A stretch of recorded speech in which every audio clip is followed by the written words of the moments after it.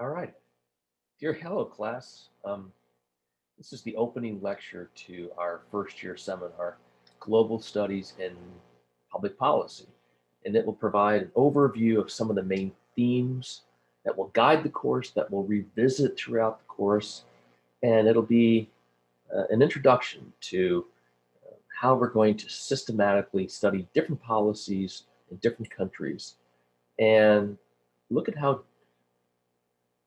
different countries have attempted to do the same thing, which is try to invest in their people, in human capital, for the betterment of themselves, the individuals, and for their country. And we can see how history and religion and economics and geography all impact how successful or less successful or unsuccessful countries are over time in trying to do the best they can for their people. So let me share the screen and we'll get going. This isn't the only thing that is unique to the human species, but it's one of the things that the humans do that sets us apart from all other species. And that is we think abstractly, we can empathize with other people and other things, and we think constantly about the future. We pull from our experiences in the past as sort of data to try to think about the future and what our future will be like and how we can influence our future and what we can do now to make the future better, or if we're worried about the future, things that we should be worried about and why. And thinking about the future is something that defines the human species. And what are we thinking often about in terms of the future? Well, this is a very famous hierarchy of what humans need. And you could also say wants. I mean, the bottom of the pyramid are more than needs, physiological needs. You need sleep, you need food, you need water, you need clothing, and you need shelter. Those are the five big physiological needs. And then right above that is once you have those physiological needs more or less met, you need physical safety, that you're safe, that you can survive another day, another week, another month, another year, and that your physiological uh, items, food, shelter, water, clothing, um, are safe, that you're safe, and that your basic physiological materials that keep you taken care of are safe. So these are needs in the bottom. And then as you move up Maslow's hierarchy of needs, they kind of morph into wants. So once you have your physiological needs met and you're safe as a person and your physiological materials are safe with you, then what all human beings want is love and belonging and connection and a sense that we're not alone. And then once that is sort of secure, and along with that, you also want esteem, dignity. You want people to think well of you. You want to have some measure of standing and position in your family, in your neighborhood, in your school, in your community. You want to be thought well of. And then the last one is self-actualization, is you want to have a strong sense of control, autonomy over your life. You want morality in your life and the people that you interact with. You want people to be ethical and moral with you, and you ideally are aspiring for that as well. And so it's not like these are 100% sequential, like you don't have any desire for safety until your physiological needs are met. In many ways, you want all of these simultaneously, but there is a sense that there's a hierarchy in that you can't have a lot of worrying about love and belonging if you don't have your safety and physiological needs met. So these are sort of prerequisites for the one above them. You need this one before you can really be thinking and worrying a whole lot about the ones above that. And these bottom two are sort of simultaneous. You need both. You need the physiological needs just to survive, and then you want to feel safe with them. And once those are pretty well met, then you can start siphoning off some of your brain power and cognitive bandwidth and thinking about the future to worry about and focus on love and belonging. Why is this important? Many different cultures, societies, religions, totally different countries. And yet, one of the things that defines everyone at all times, everywhere, is that human beings are all thinking about this. Historically, currently, in the future, this is what defines us as a species. And if you can, the further you can get up this hierarchy, in a sense, the more your human potential is being reached. We call this human capital. Human capital refers to the stock of skills and knowledge gained by a worker or individual through education and experience to perform labor so as to produce economic value. Now, that's a very economically focused view of human capital. A broader view of that is like just human potential, right? Just how much you get to become a developed anything in life, a worker, a skilled individual, a family member, a community member. And you can see, based on GDP per capita, how wealthy people are in a country. It's not surprising that the wealthier countries score much higher on the share of human potential being reached by the people in their countries. Now, part of the reason why they're richer is that these countries have had the good fortune, the history, the luck, the exploitation of other countries. All of that feeds into their wealth. And their wealth is also a representation of how much people in their country have been developed in terms of human capital and human potential. So there's a sort of self-reinforcing quality that countries that have been able or fortunate to have more of their citizens and individuals in their country reach their potential, the more that they've been able to become wealthier countries. It's the countries down here where GDP per capita is low, meaning these are poor countries, the poverty that defines these countries inhibits and restricts the share of human potential being reached in those countries. And then the question that, the urgency is, how can we in any way, shape, or form address this and allow these countries to all do what they want to do as countries and as individuals in these countries? And that's move up the share of their potential being reached and how they become wealthier countries. And we'll look at an example of China. And China's mission over the last 30, 40 years has been to move up this ladder, become wealthier, and have more Chinese citizens reach more of their human potential. It's the mission of the Chinese Communist Party. How they do it differs from how other countries do it. As we'll see, that's one of the fun parts of this class is the comparative way different countries go about the same goals, which is become wealthier and to have more of their citizens reach their human potential. That's what everybody wants. That's what every country wants, more or less, unless the leaders of those countries become so corrupted that in a sense they seek their own personal good, often at the expense of the larger population good. And you can see this is just another indicator.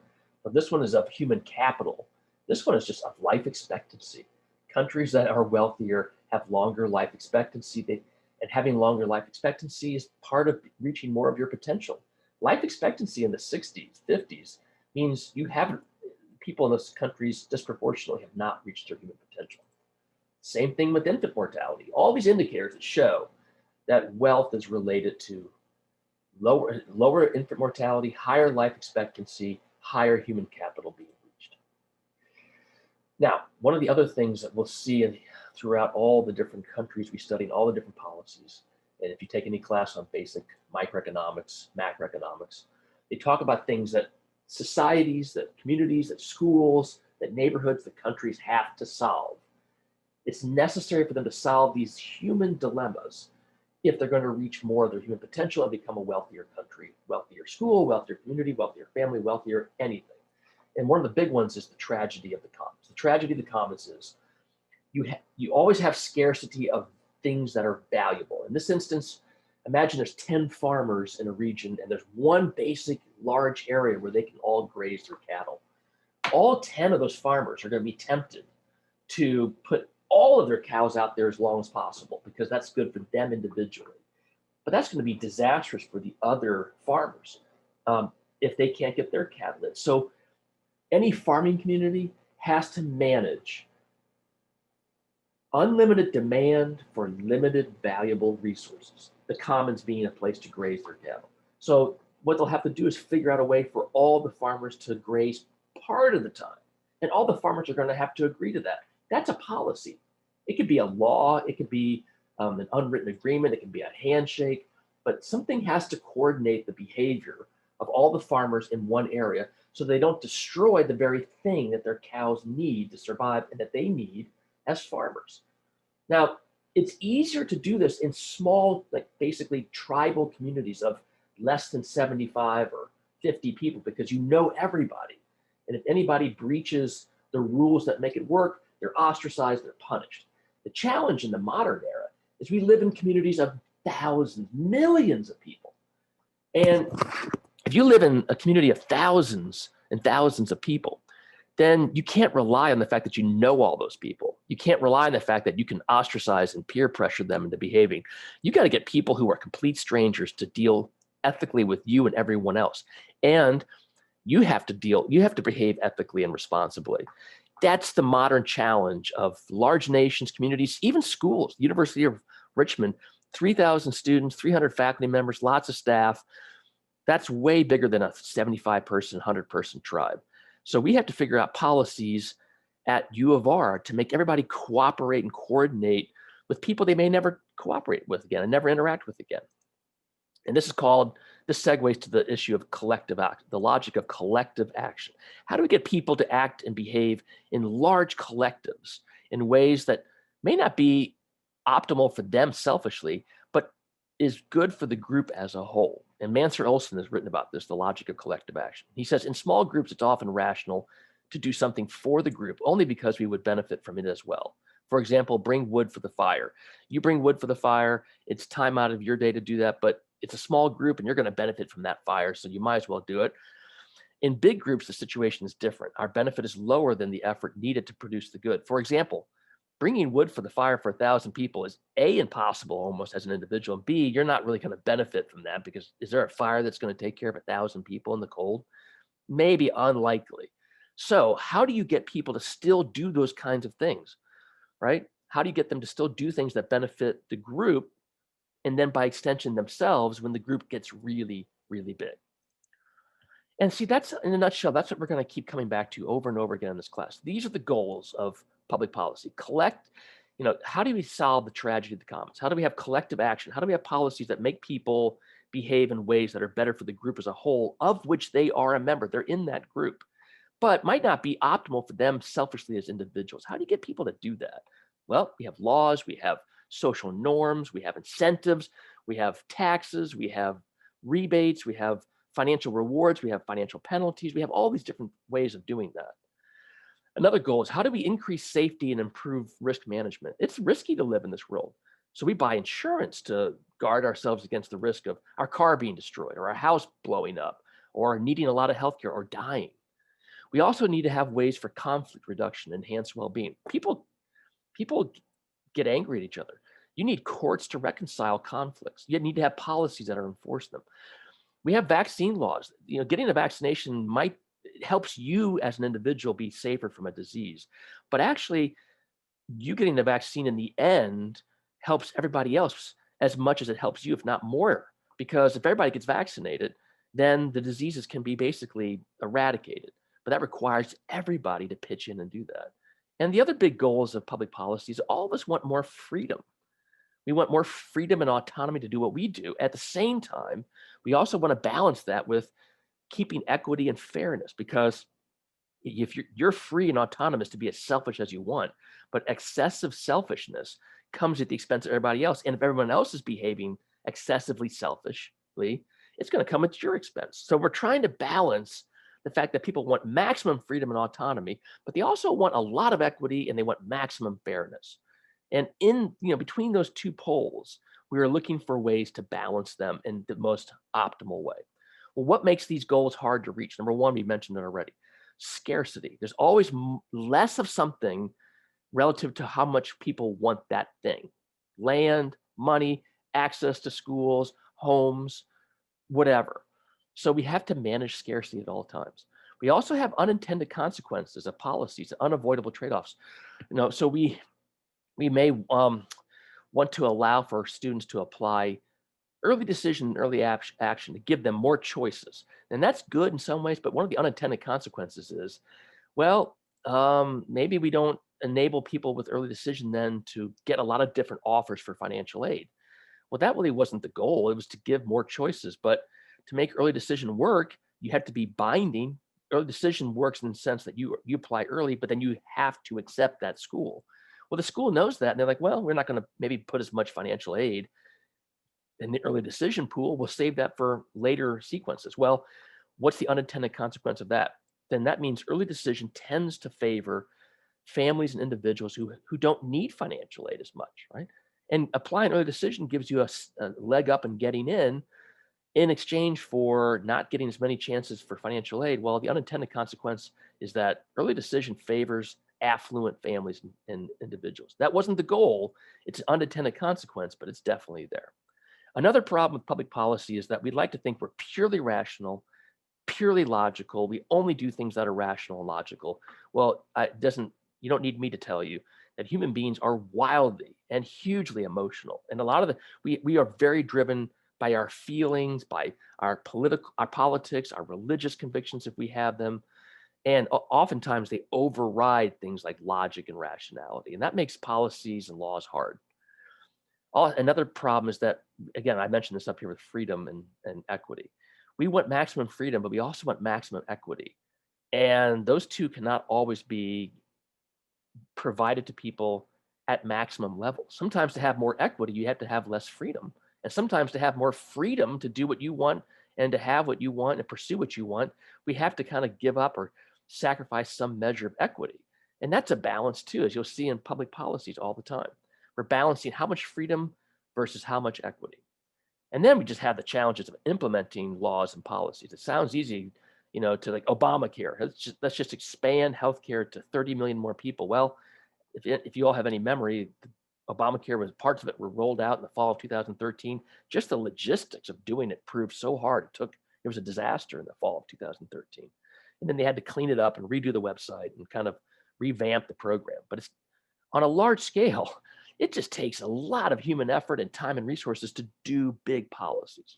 So what are the solutions or some of the partial solutions? Well, the big one that you all know from Freakonomics is one of the biggest ways to change influence behavior is through incentives, positive incentives and negative incentives. The negative ones are more punishments. The positive incentives are rewards. So we want to encourage positive behavior by giving rewards or positive feedback or trophies or tax cuts or financial rewards. And then we want to discourage negative behavior, tax penalties or financial penalties or shaming, right? Or so saying, embarrassment if you behave poorly. And so we use this in all areas of our life. In our families, our parents have ways of rewarding children's behavior if they like it. They have ways of punishing children if they're doing things they don't like. They ground them, take their phone away, take the car keys away. And all of this comes back to ways in which we create laws. We have things called choice architecture. So the way we build things, we try to encourage good behavior, discourage bad behavior. We'll talk about all of this over the course of this class. Again, the two most common types of incentives. There's negative incentives, there's positive incentives. It's just simply a means of urging people to do more of a good thing with rewards or carrots, or less of an undesirable bad thing with penalties and sticks. The two most common are economic rewards or penalties, and then social and moral rewards or social and moral penalties. One of the biggest ones on using taxes or finances to influence behavior is congestion pricing. And let me just show you what I mean by congestion pricing.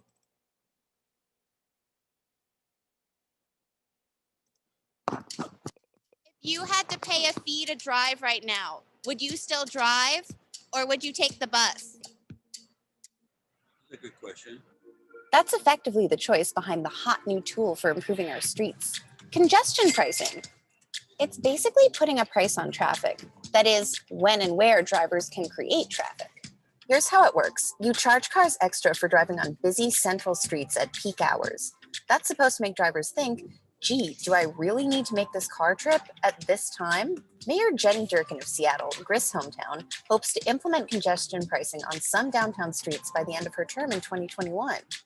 Why would a city ever need congestion pricing? Well, people generally believe that cars are the most convenient way to get around town. They're often wrong, especially at rush hour. Traffic is a major contributor to particulate pollution in American cities. The emissions have been linked to heart problems, lung problems, and even early death. And it's often communities of color living near crowded roadways who are most impacted. University of British Columbia professor Alex Dagazi found that congestion pricing was one of the two most effective strategies for reducing air pollution. Congestion pricing seems pretty radical, but it's actually got historical bipartisan appeal. It's been mentioned in the infrastructure plans of all three most recent presidents. Yes, including the current one. But very few politicians actually want to touch it.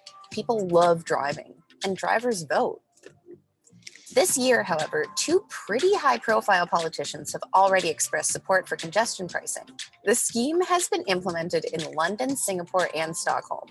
But it doesn't work, at least not in an equitable way, without excellent public transportation. A robust public transit system is not just a complement, it's a prerequisite for effective congestion pricing. All the effective programs are coupled with good, competitive public transit systems, good walking and biking infrastructure, and typically good urban land management strategies. Public transit systems, especially in American cities, need to be way better.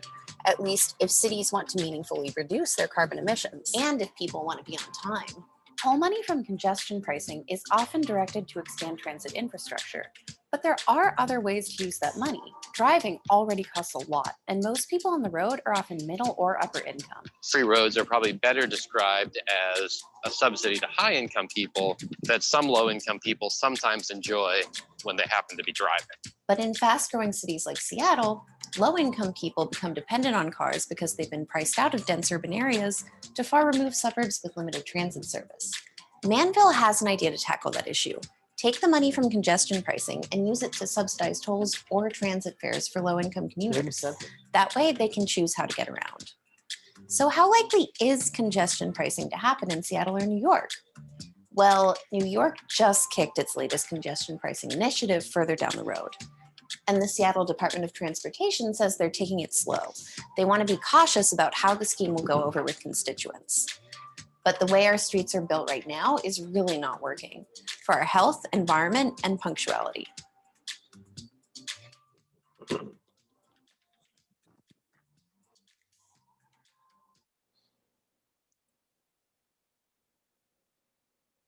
So congestion pricing has been done in many, many cities around the world, and it's actually quite brilliant if you can pull off the politics, because you charge people who are price insensitive. So they have the means, or their company pays for them to drive into the city. That money then goes to subsidize bike lanes, buses, the subway, and you can subsidize people who need to use that transportation, and you can make it cheaper for them. And in fact, in some of those cities, they give free subway passes to students and low-income people, paid for by the fares of rich people driving into the city.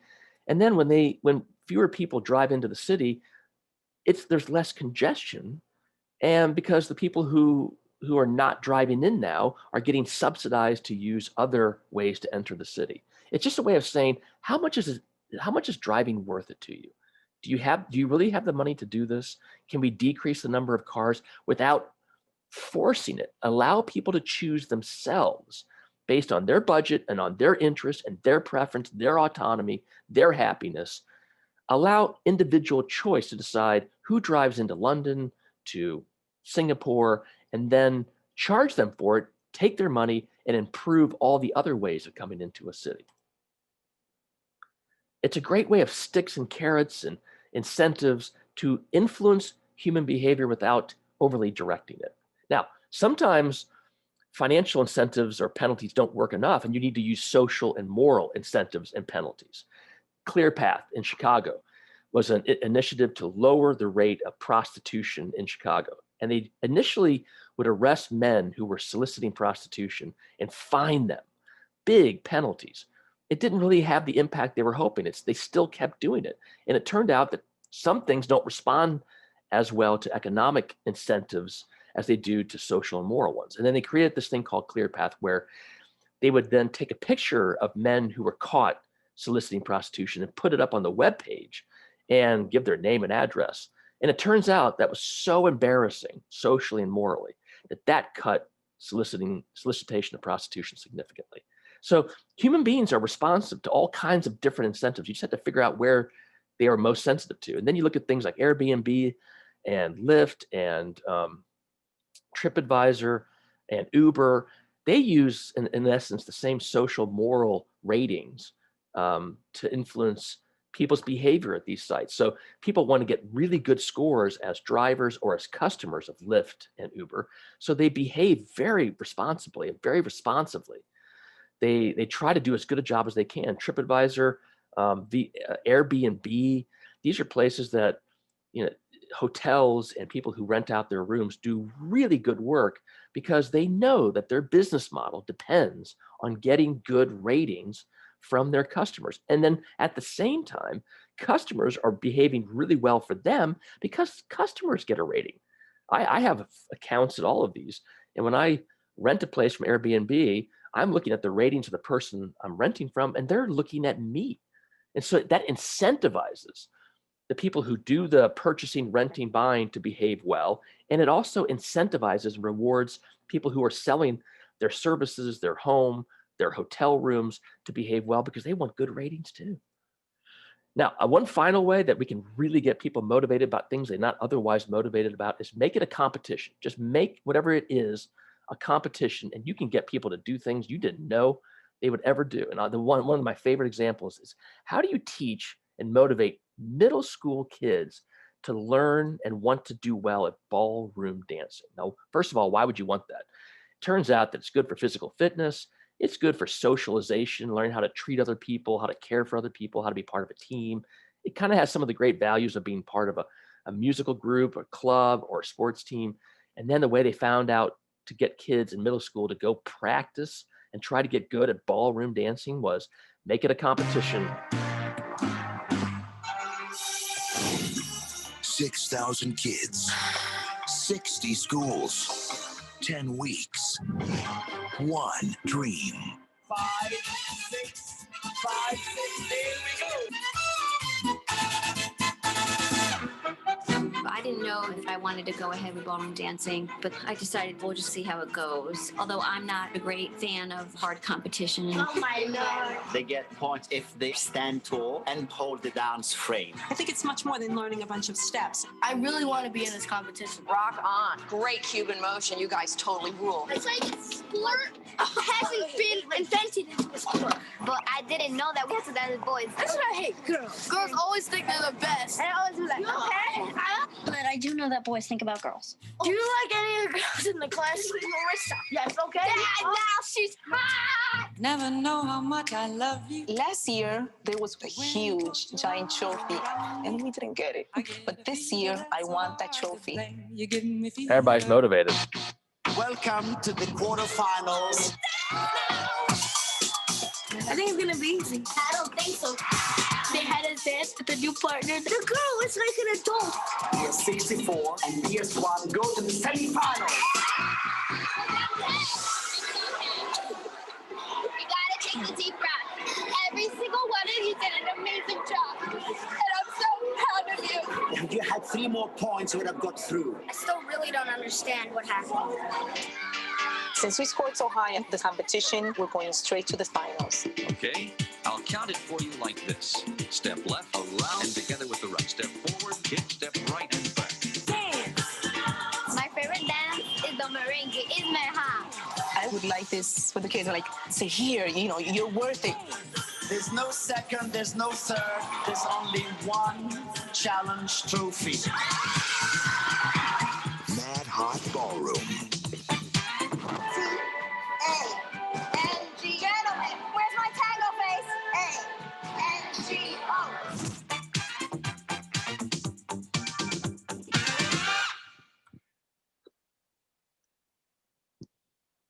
That's how you motivate. It's just it's another incentive, like winning. Just winning is an extraordinary incentive. Now, the downside from any competition, as all of you know, is that there are more losers than there are winners. But that's part of life too, and that's why people do a lot of sports and other competitive activities growing up. Is that it's part of being a human being, is learning how to lose and pick yourself up and move on to the next thing, because it's pretty hard to go through life and not lose.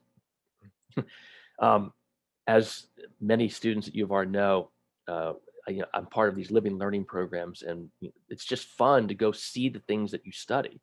And I look forward to when U of R can be doing that again after COVID.